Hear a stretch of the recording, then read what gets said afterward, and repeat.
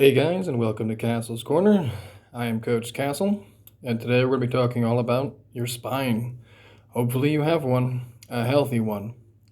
If not, you could be experiencing hyperlordosis, or flat back. In this video, we're going to be discussing what a healthy spine is, and how to correct yours if there's a problem. Here you can see lumbar lordosis and kyphosis of the spine. Now, these two natural arches combine to form one continuous arch of complete flexion, merging of the lordosis and the kyphosis into a continuous healthy arch.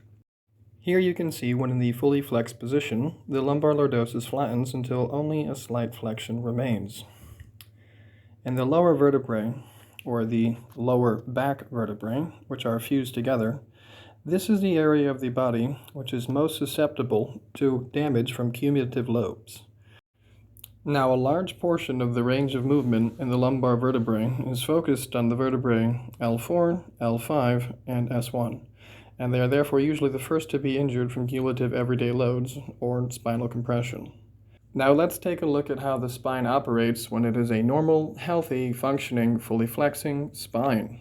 In the case of a healthy spine, the movement flows and each vertebrae continues its segmental part of the larger movement. First would be the cervical flexion, then thoracic flexion, lumbar flexion with posterior pelvis rotation, hip flexion with knees bent slightly. This would be the ideal condition. So, how can we tell if you in fact have a healthy spine which operates in these ideal conditions? Well, you'll need to examine yourself from the side or have a friend do it for you. From the side, we can examine the position of the spinal curves in the sagittal plane. This just means viewing yourself in a mirror from the side or having a friend do the same. Now there's three different ways you can be looking here. You can see either a normal or ideal back. You can see hyperkyphosis, which is excessive curvature in the thoracic cavity. Or you can also see hypokyphosis, which is a flattening of the spine.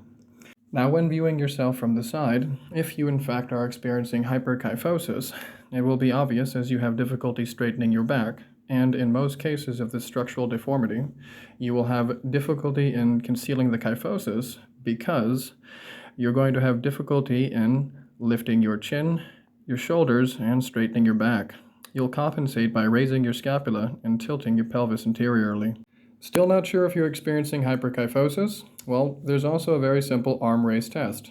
You simply need to raise your arms forwards and upwards. Now, if you do in fact have thoracic rigidity, the range of arm movement will be limited, and the movement will be stopped when the hands pass head height. Raising the arms to full range above the head will force you to compensate by, again, anteriorly tilting your pelvis and the raising of your scapula, putting you in a compromised position, which is very apparent for all to see. Here is hyperkyphosis against the ideal spine. Now, regardless of whether you have hyperkyphosis or hypokyphosis, or even an ideal body shape to your spine, you will be wanting to strengthen your erector spinal. Your erector spinal muscles extend the thoracic spine and aid inspiration by raising the rib cage to prevent full expansion of the chest. Now, as the ribs elevate with deep inspiration, the thoracic kyphosis opens and flattens. What this means to everyone listening is in order to have a healthy spine, you must have a healthy erector spinal, as this is an extremely important muscle which governs most of your movement and is always present in isometric holds whenever you're performing almost any movement at all. So you will be wanting to strengthen it, and of course, with the best possible exercises biomechanically. So let's go ahead and get into several different variants of strengthening exercises for your erector spinal. In this first version, global extension, or extension of the thoracic and lumbar spine, the aim of this exercise is to maintain joint mobility, spine mobility, and also the strengthening of the erector spinal muscles. As always, when performing this form of exercise, start with body weight and work your way up slowly over time. Practice the movement many times slowly and carefully so as to develop the neurological connection. Now here is a different variation which might look similar. However, in this variation, the bench supports the body underneath the chest area, and the focus of the extension in this variation is specifically the thoracic spine. Now for an endurance or stability workout, hold 6 to 8 seconds in the contracted position, and of course, always make sure that you lower yourself very slowly order to reduce risk and increase your neurological focus.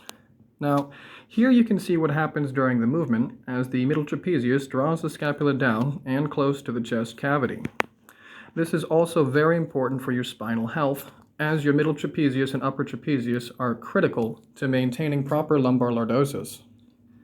And finally, if you're having difficulty performing either of the previous two movements, here is a beginner's version, which allows you to lighten the load and also practice your scapular retraction, or bringing your shoulder blades towards your spine, as well as your neck flexion and your lower back crunching or curling of the lower back.